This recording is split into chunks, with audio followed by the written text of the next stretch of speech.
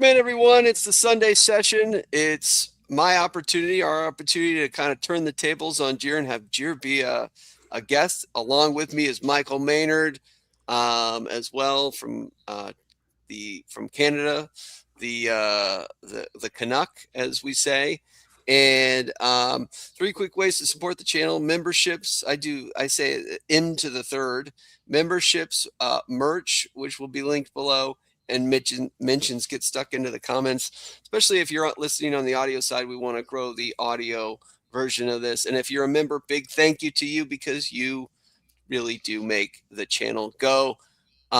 Let's welcome in the boys as the campaign is officially done across Europe with the conclusion of the Champions League. Michael, how are you? Yeah, I'm doing great. Generally pleased with how the season went. Slightly under caffeinated this morning, but I'm working on that. That's all right. I as well. Perfect. Jir, how are you doing? I had my coffee already, so I'm on Coke now. So this is my afternoon. Yeah, I'm All good. right. I'm good. Yeah, season's officially over now, isn't it? Yeah, Champions Yeah. League. The God, George Graham must be. Mikel Arteta must have a photograph of George Graham on a wall somewhere in his house that he prays to every single day. Oh my God! Next to his bed. It's over. It's over. And football won, and that's rich when you're talking about PSG as well. I mean, never have I wanted two teams to lose more in one match, but the lesser of the two evils, in my opinion, won. So yeah, it's over. Good. We can digest the whole thing now and look forward to next year. The lesser of two evils definitely won. I think if obviously the Gooners did a double, it would have been pretty insufferable for most of the fan bases across England and fans of the English Premier League. So oil-rich nations that own a football club and possible human rights issues are the lesser of two evils than Mikel Arteta shithousing his way to a title. I mean, that's where our priorities are. Oh my God, 24% possession. I mean, if the lowest ever. Just terrible. I think I saw a stat. Saka completed 4 passes. 4 passes. I think he went off in the 70th, 80th minute, something like that. And then the real, if you wanted a window into everything that was Arsenal this year. And I almost think Arsenal, out of some of the big six, might be the lesser of that whole evil group. But Madueke went down in the 80th some odd minute, and then they all started begging for a VAR review, circling the ref. They find the ball finally went out of bounds. They're calling for they have the power to issue a VAR review. In England, unfortunately, you're thinking, this ain't England as you're watching it. You're thinking, oh, well, they probably would have caved and this would have been reviewed. And then the broadcast team said, well, here it is. And it's like, nope, yellow card to Declan Rice, yellow card to Arteta. Thank you. Let's continue with the match. It was just, anyways, any closing thoughts on that final? Nothing. Not from me. As I said, I was busy watching girls U13 hockey yesterday. My daughter was playing, so I didn't actually watch the final. Well, it turned out to be good. All right, let's get stuck into Leeds. It's been a long time since we've chatted. The season's officially closed. I have not talked to you guys since really 2 comments that came out. So the Farke's comments that came out, and then Parag Maras's statement. The punchline of Farke's comments was, "I am ambitious. You know, I want to do more," which is good to hear. I think he doesn't want to run this exact style system that he did year 2. I don't think he wants to go as direct as he was going. And you can debate the 3 at the back, 4-2-3-1 thing. I think, it's just too much is sometimes made out of a formation. But my question is, do you think Farke will tweak his systems year 2 to go back to his championship style system? Let's start with Jerem. I think the caveat will be, does he get the players he needs to do that system? Because that's the issue. I mean, I have no problem with a 4-2-3-1. 90% of managers play that system or a variation of that system. There's very little difference between a 4-2-3-1 and a 4-3-3. You just tuck in the wingers in a little bit and drop them when you're 10 a small bit. You got a 4-3-3. So very little difference in it. I think he wants to. I think he'd like to play that because I think that's his preferred style. I'm happy that he saw sense this year and realized players we have just can't do this. I think we saw a glimpse of it in the West Ham game the last day of the season when he went back to the 4-3-3 to try and get something out of the game. We just got picked off on the counter attack, which we saw very early in the season as well. Similar style against Forest and Brighton with that system. So I hope he doesn't. I hope he realizes that this is probably the best way to go for another year or two. Get past the next 2 summer windows to a stage where Leeds can afford to buy players that can be of a higher level to play that system in the Premier League and get away with it. And until then, stay as is. But I think he'd like it. I think he'll definitely stay shifting style of play back to a more possession-heavy style of football because I think we saw bits of that coming in towards the end of the season as well. Michael, what do you think?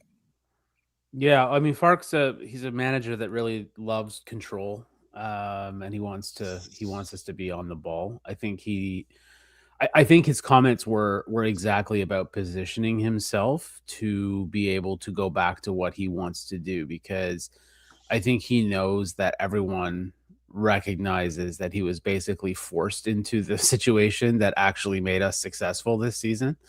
And he wants to get ahead of the curve with the fan base and get them on side so that the board has no excuses not to give him what he needs for him to be able to go back to what he wants to do.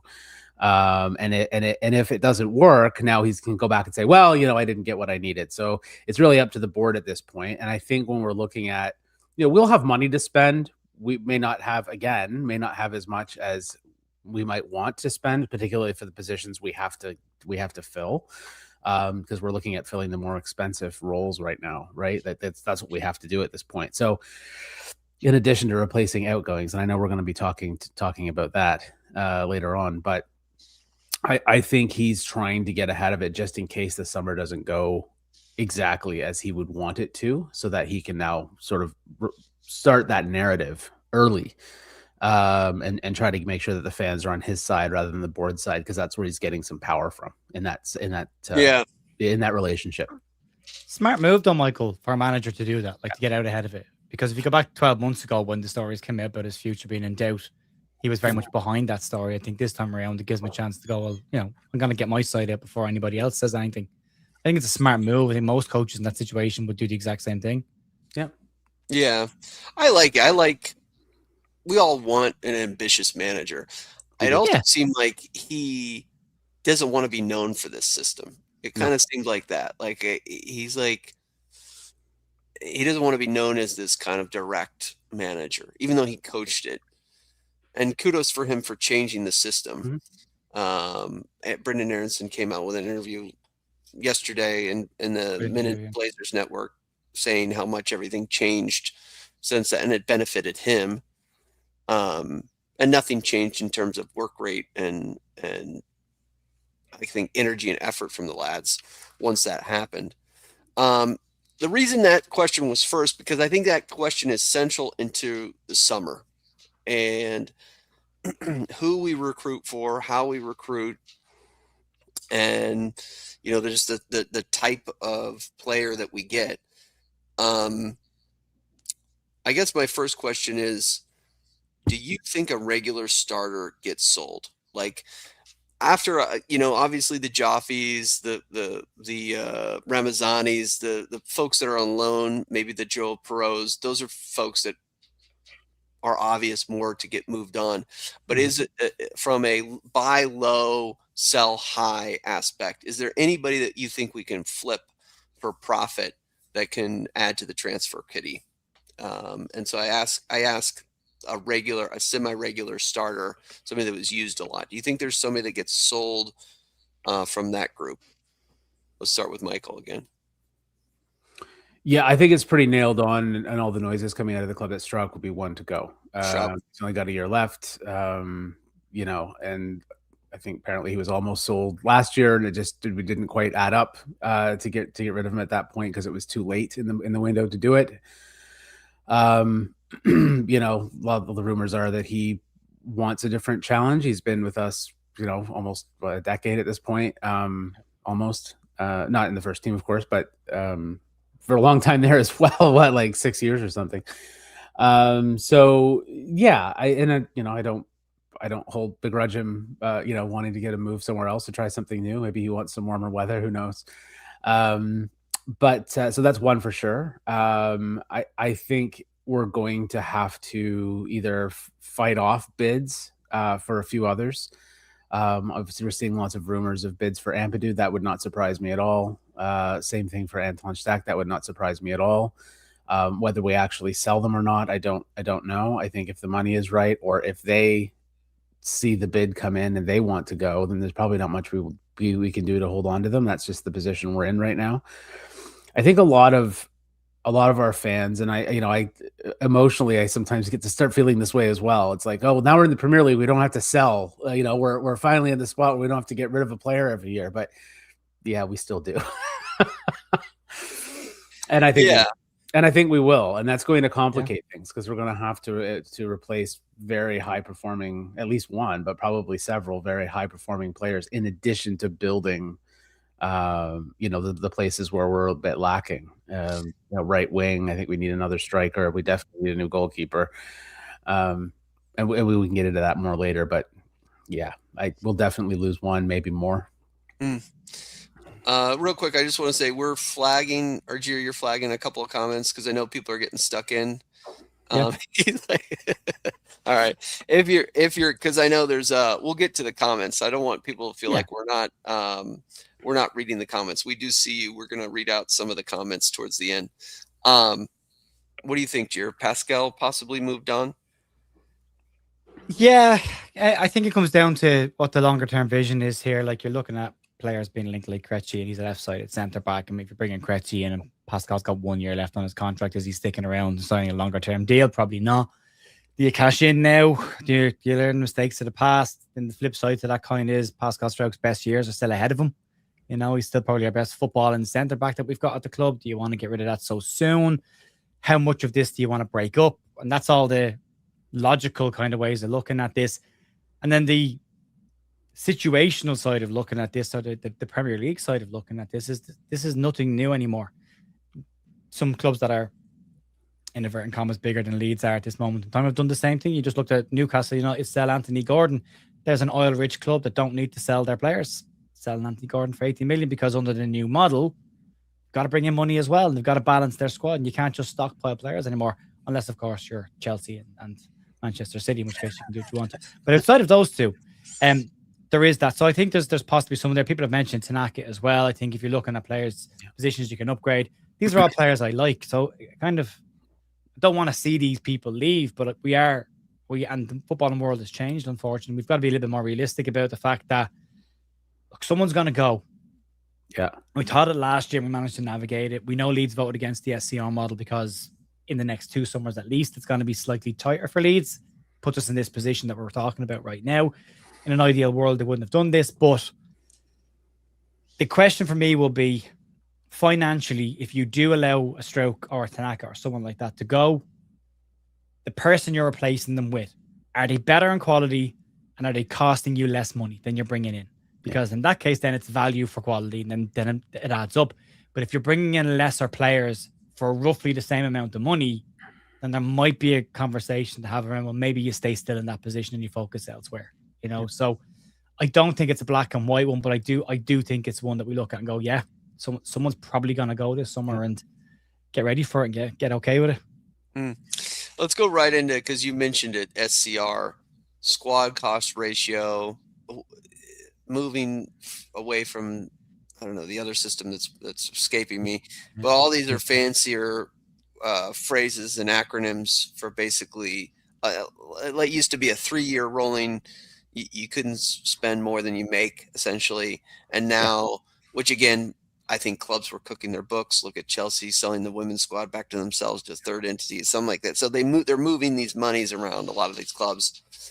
But now, what is the punchline of the SCR, and does it help or hurt Leeds United, you think?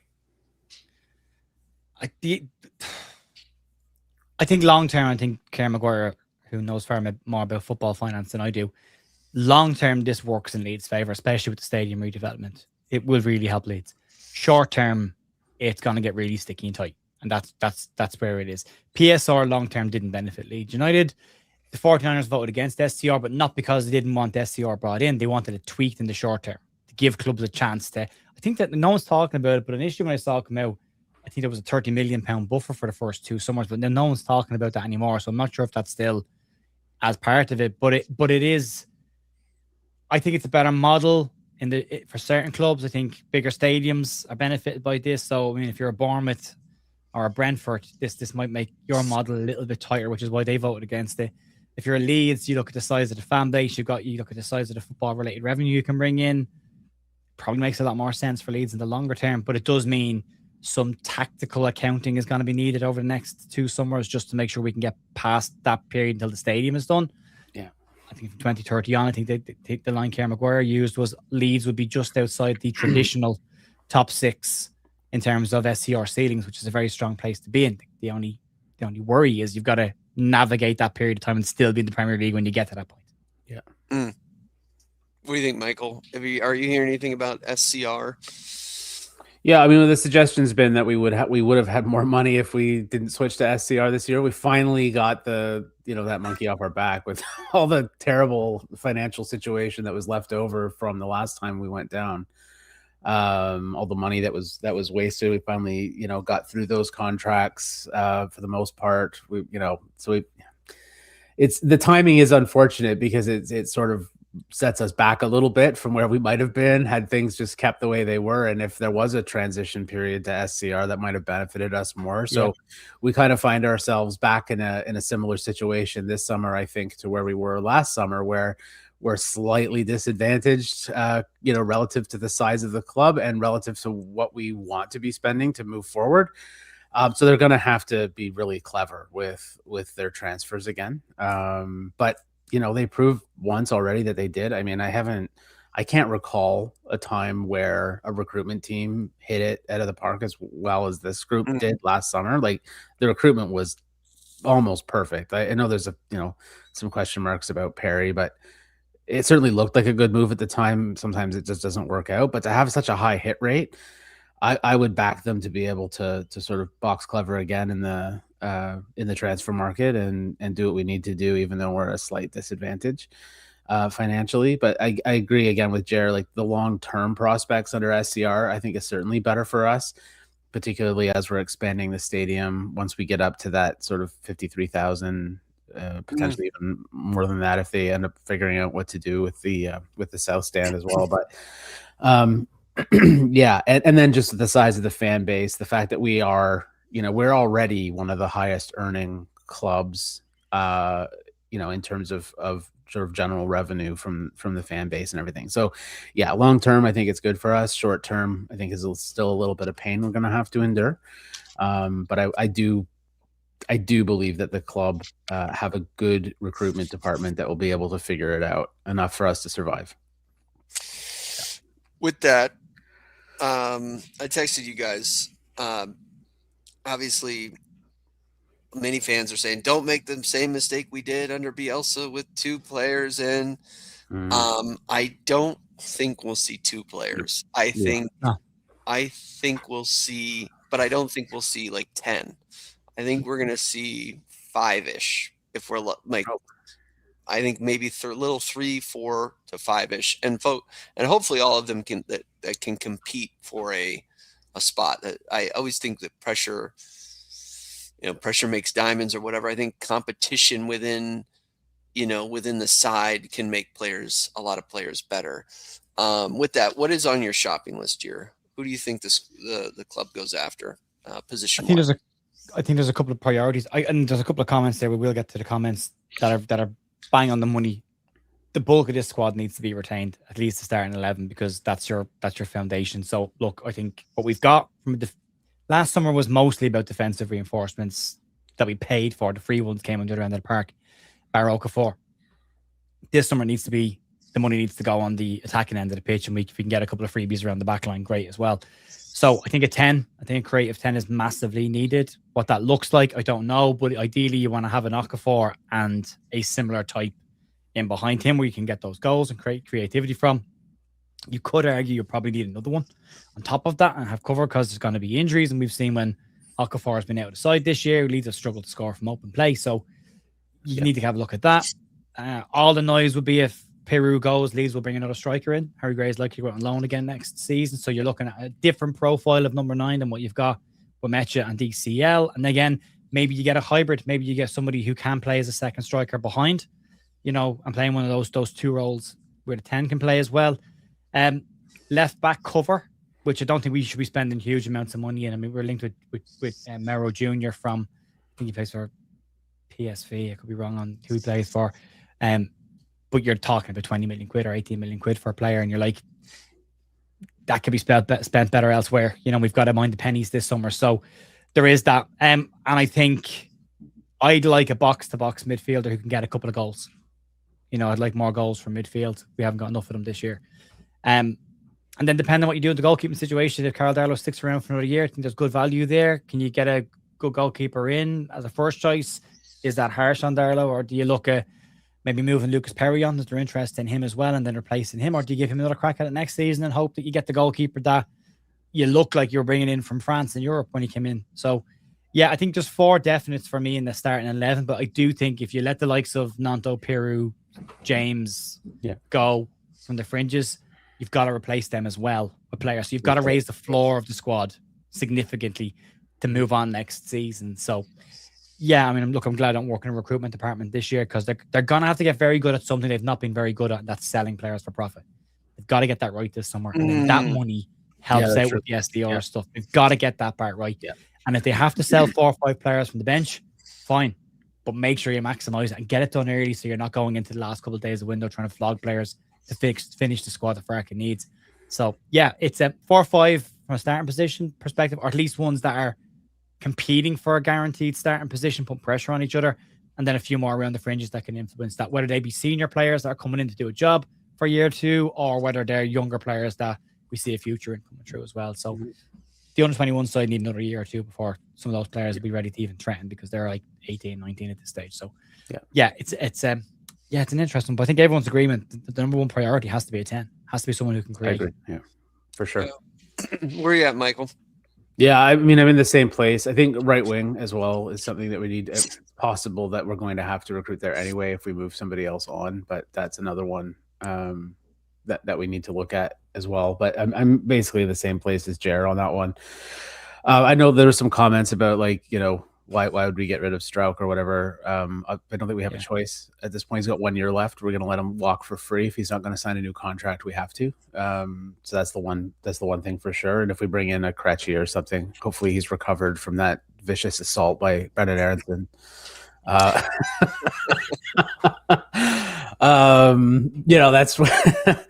That's where we're at with that one for sure. But yeah, it's mostly creative players that we need, so that we can create more goals from open play. I think it was, as Farke said, and I agree, it was a risk to mainly rely on the fitness of Dominic Calvert-Lewin this year, who was absolutely brilliant, and kudos to everyone involved, including the player, for being able to keep him fit for the whole season. But I wouldn't bet all the money in my pockets against all the money in your pockets that we'll be able to do that again necessarily. It's possible. Yeah, I don't have any, so it's okay. Yeah, there's nothing totally free bet here.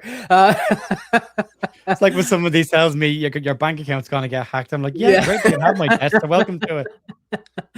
Yeah. But I wouldn't bet on that again, only because it's a risk, and I certainly don't say, oh yeah, he's definitely going to break down or anything. I'm not saying that at all, but I just think we need to have another striker who can do that job well enough.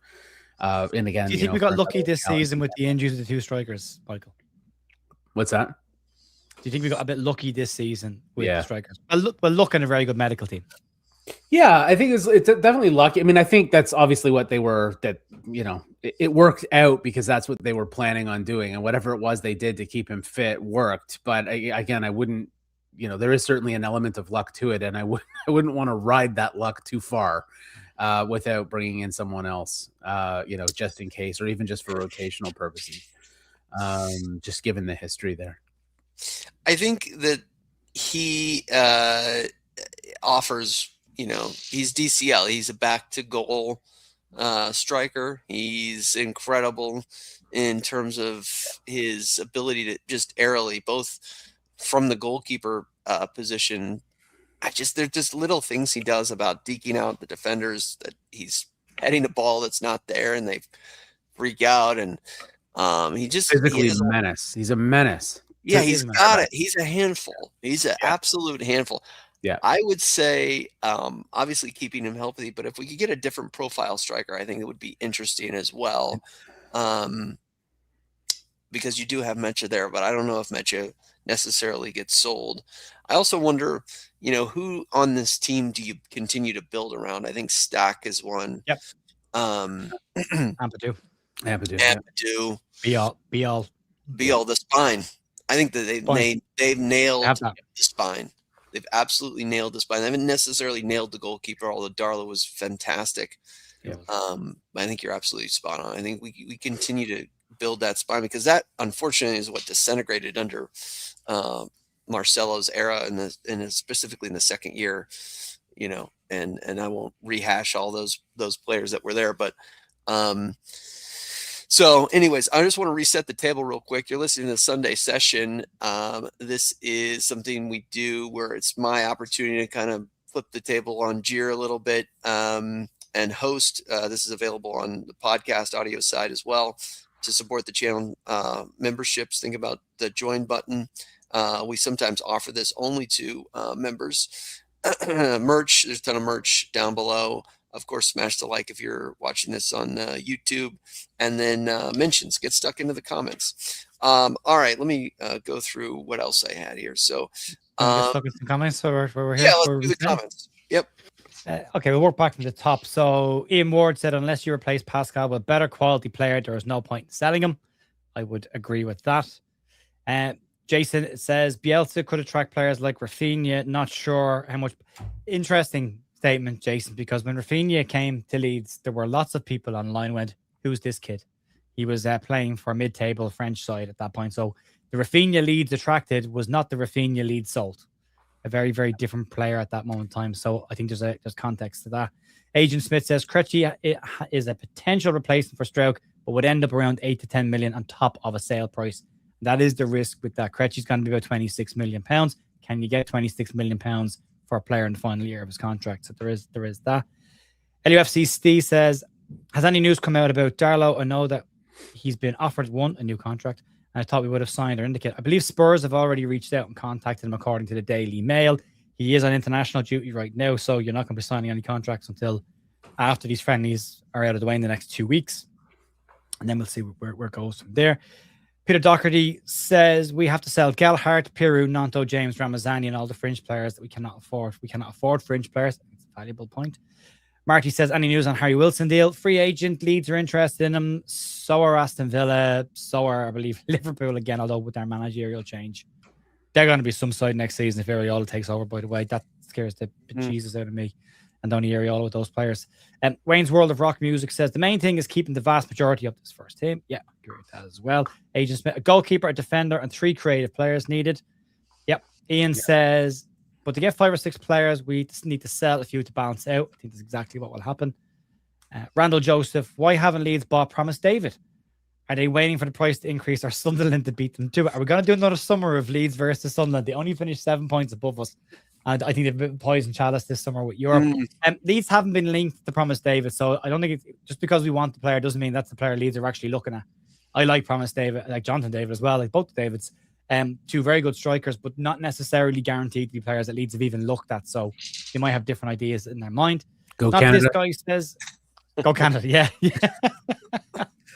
Not this guy says, if we had 5 players, considering the players that returned from loan, how many players do we need to sell or loan out? That's a really good point as well, because you're looking at Ramazani, Gelhardt, Harrison, Schmidt, Vober, they're just the ones I can think of the top of my head. Right. They're all coming back. They have to go.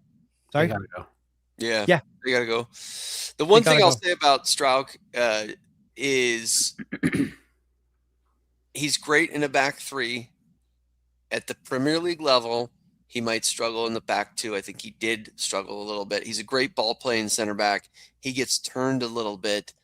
And will Farke want the flexibility if the 3 at the back is his main system to have somebody that could pair with Beal or Rodon that's left-footed? Interesting.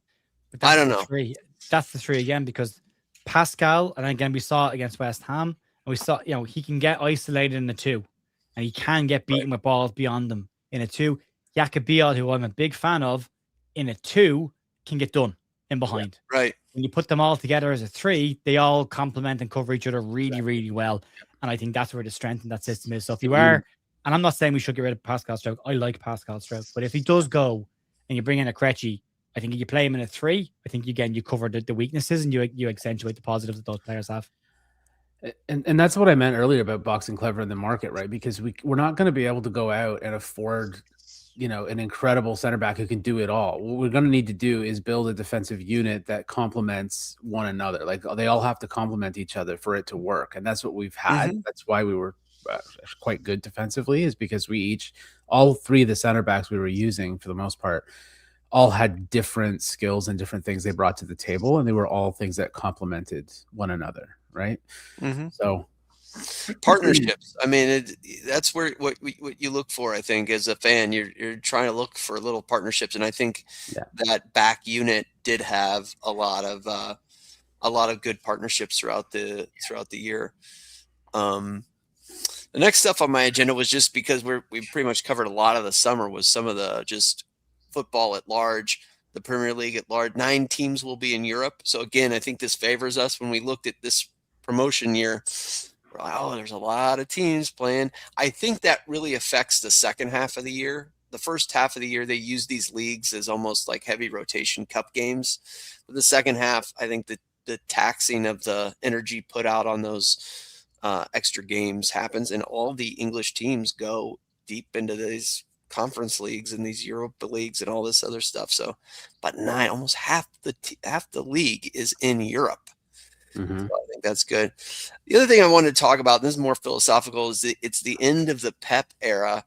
This whole idea, like possession based, which I think a lot of fans want to go back to, and playing out of the back, and the beautiful game, and even like Daniel Farke would love to go back to it if he ever would have the players, versus what's going on with Arsenal. What we saw, just complete rugby scrum off of corners, and we were built for that.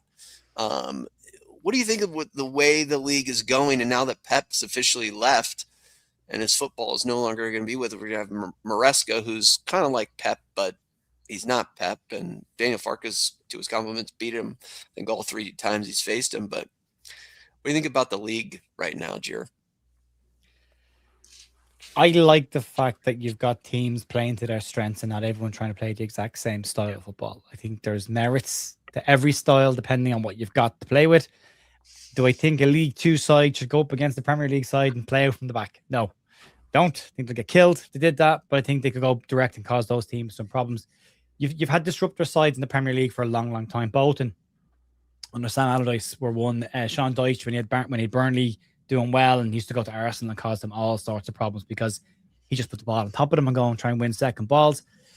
The Arsenal style this year, still a possession-heavy game, but more focused on the darker arts of the possession game of get a goal, hold.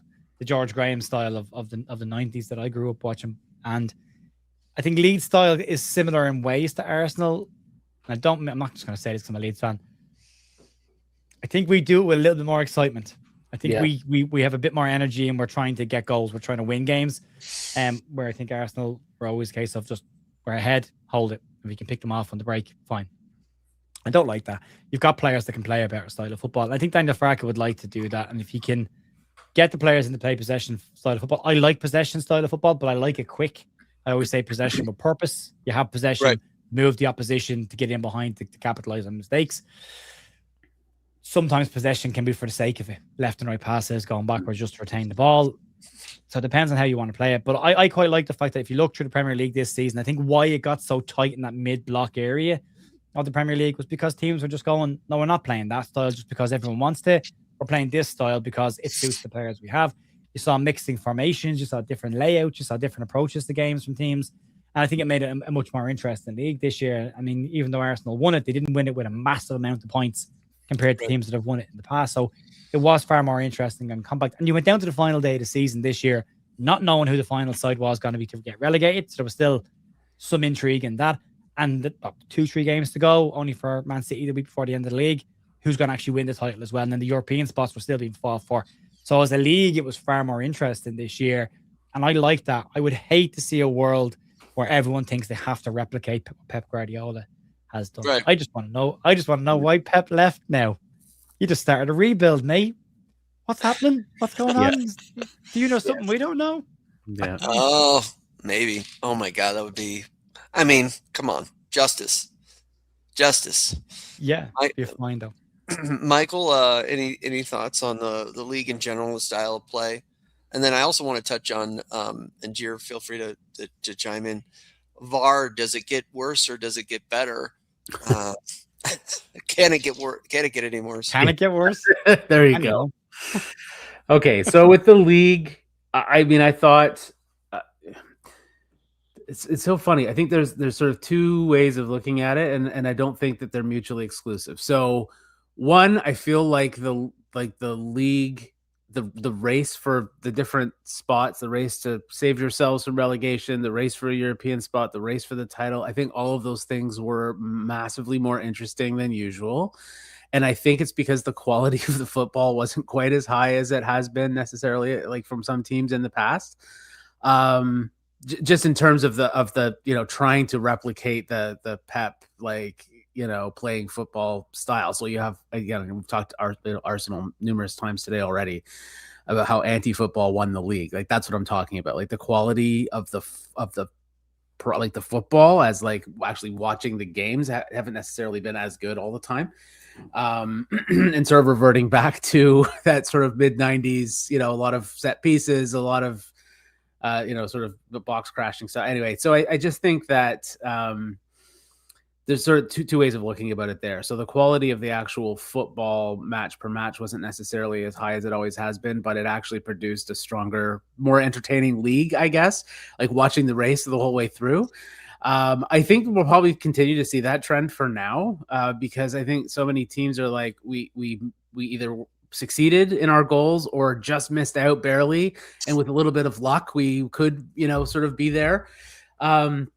And so I think I don't think that a lot of teams are going to be making a lot of changes. I think they'll just say, let's keep doing what we're doing because we're meeting with success doing it. And it'll take a little while, I think, for the Pep influences to sort of work themselves out of the league. I don't think anyone's prepared to sort of change on a dime. You can't change your entire squad really, really quickly unless you're Nottingham Forest, I suppose.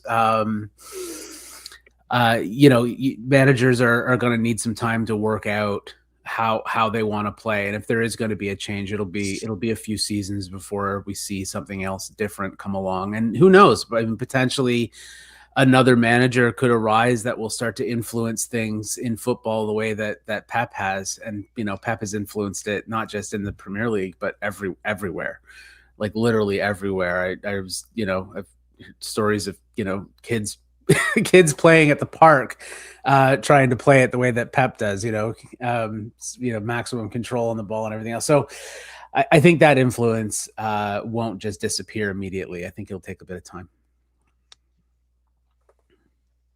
Any other thoughts, Jer? Yeah, I think the Pep model is not necessarily a Pep model. I think if you look back in history, it's probably more the Dutch model than anything else. More the total football model about keeping possession and using the ball right and having players that can rotate around positions and everyone can support everybody else. And it's that pure football model. And Pep didn't lick that off a stone. Pep came from Barcelona, and Barcelona played that. And Barcelona were influenced by Johan Cruyff. So, that's where that came from. So it's all connective tissue. So, the next guy up, I mean, again, if it's Andoni Iraola, you can say that Andoni Iraola's influence is Bielsa. Played under Bielsa, plays a similar style. Not exactly the same, but similarities to it as well.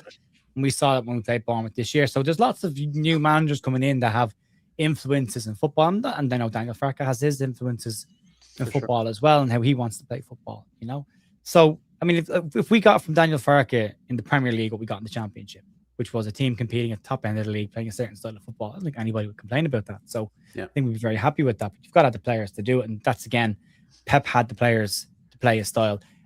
I go back to something Jose Mourinho said before, when obviously they have a volatile history with each other. But he said, if you want to test yourself, then take a team in the championship and show you can do it with them, because Pep's history is Barcelona, Bayern Munich, Manchester City. He's not exactly managed what you call a mid-table side. He's not exactly been short of resources. Ironically, at Bayern Munich was his worst period of time as a manager as well. Didn't achieve what he should have achieved there.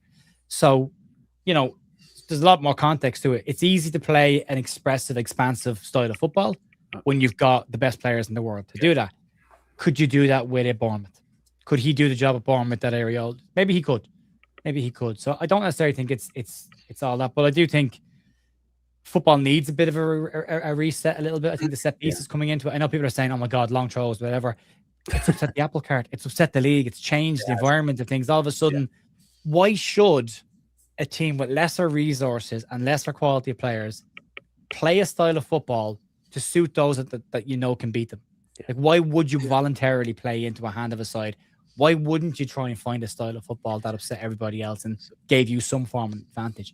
And I think that's the way it should be looked at. So for me, Pep, I was going to say, I think what I hear you saying, Jer, is that Jesse Marsh was just too far ahead of his time. Miles ahead of his time. Yeah, Rafinha taking long throws and where's the goal, guys? Where's the goal? In the middle of the pitch, guys. That's where we want the players to be, right? Miles ahead of his time.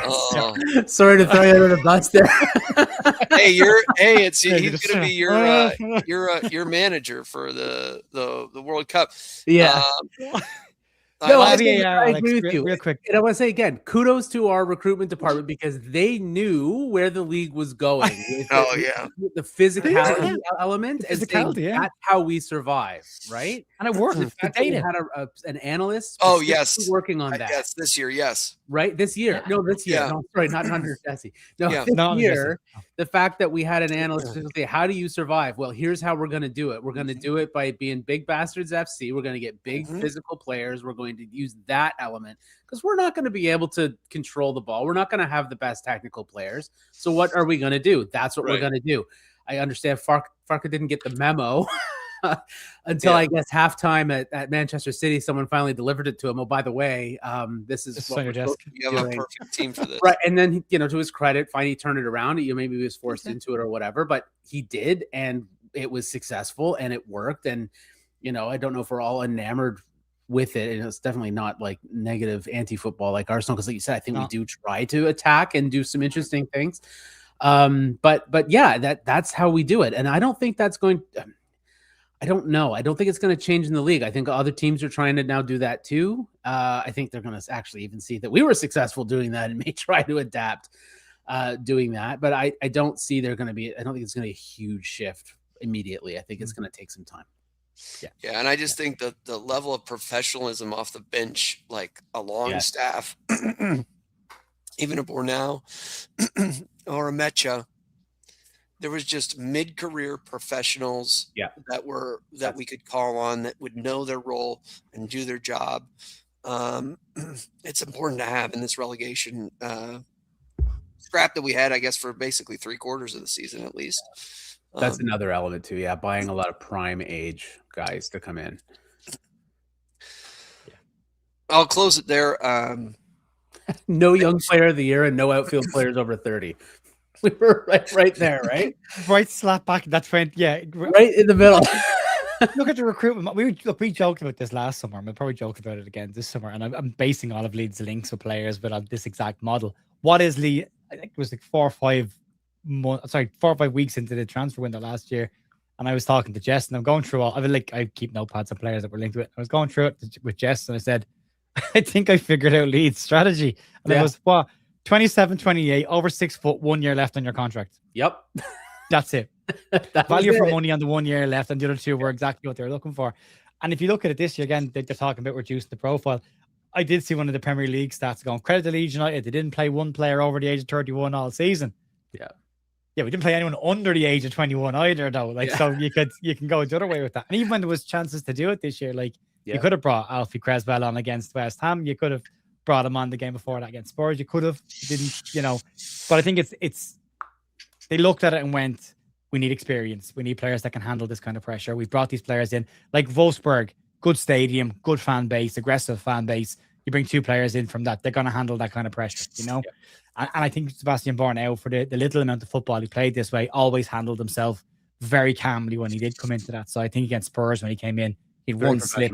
And then after that, he was super chill playing at that back line. So you got to have those players around the place, and they're really, really clever.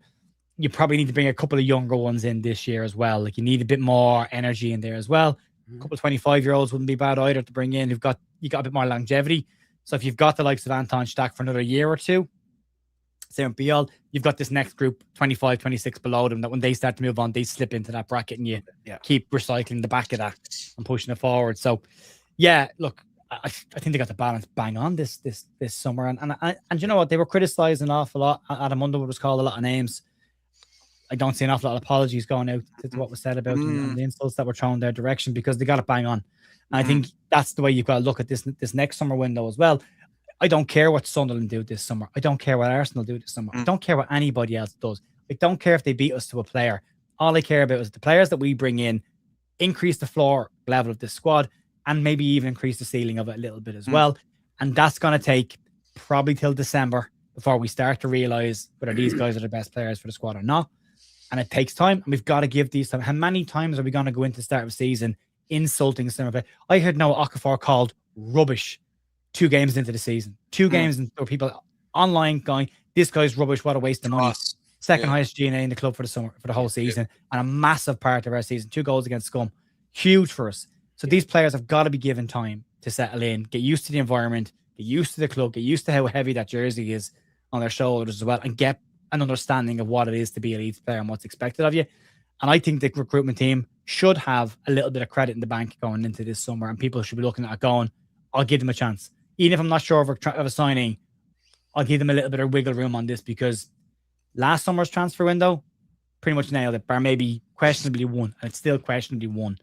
Go back to the summer before that, nailed it. Summer before that, nailed it. You look at that starting 11 that went on that run, and that's bar 2 players. The entire side is built up of this recruitment team's players for the last 3 summer windows.